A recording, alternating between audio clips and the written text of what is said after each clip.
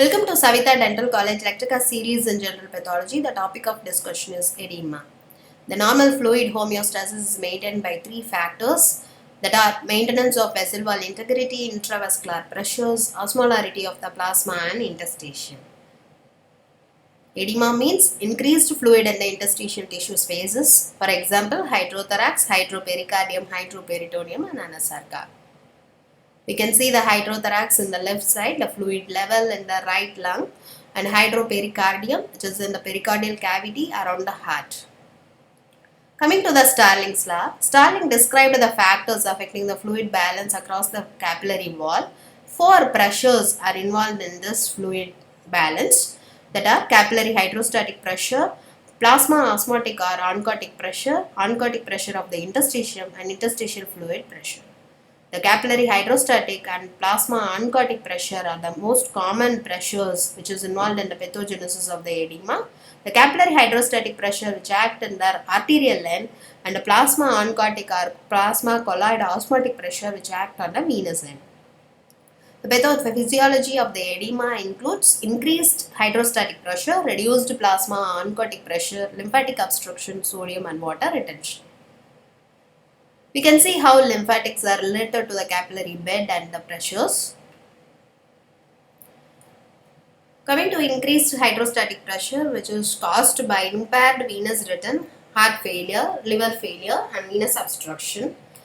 Reduced plasma oncotic pressure is related to hypoproteinemia, protein losing enteropathy, liver cirrhosis, malnutrition, nephrotic syndrome, a disorder of kidney.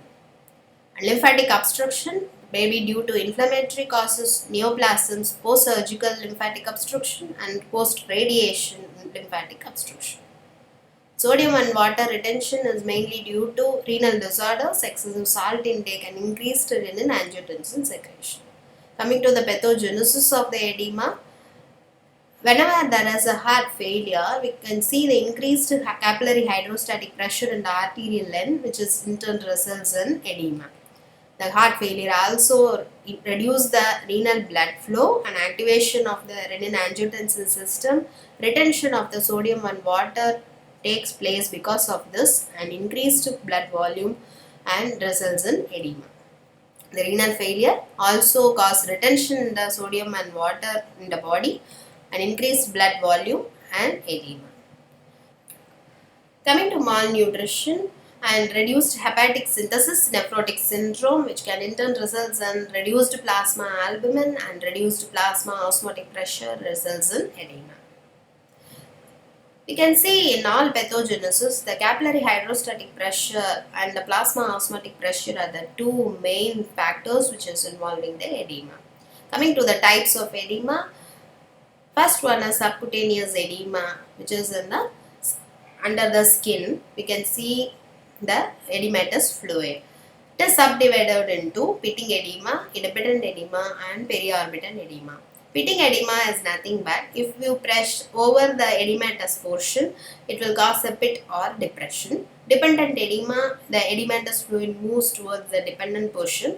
If we lie down, we can see the edematous portion in the back, and if we stand, we can see the edematous portion in the leg. That is known as pedal edema. Periorbital edema, the edema around the eye.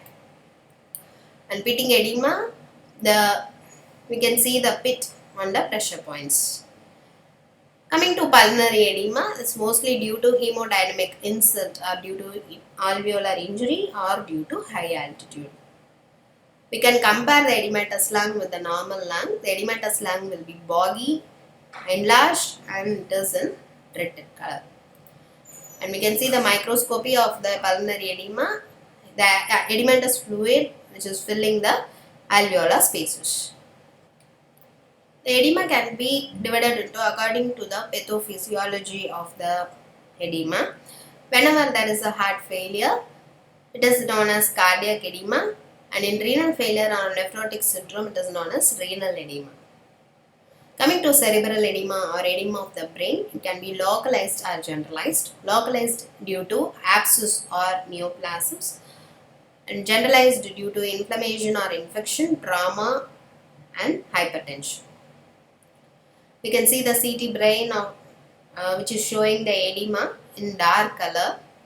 You can see generalized edema in the left side and localized edema around a lesion, white color lesion.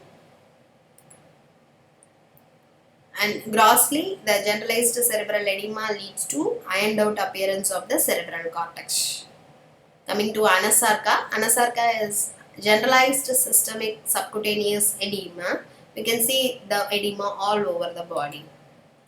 And in CT abdomen, we can see multiple dark edematous spots. That's all about the edema. Thank you.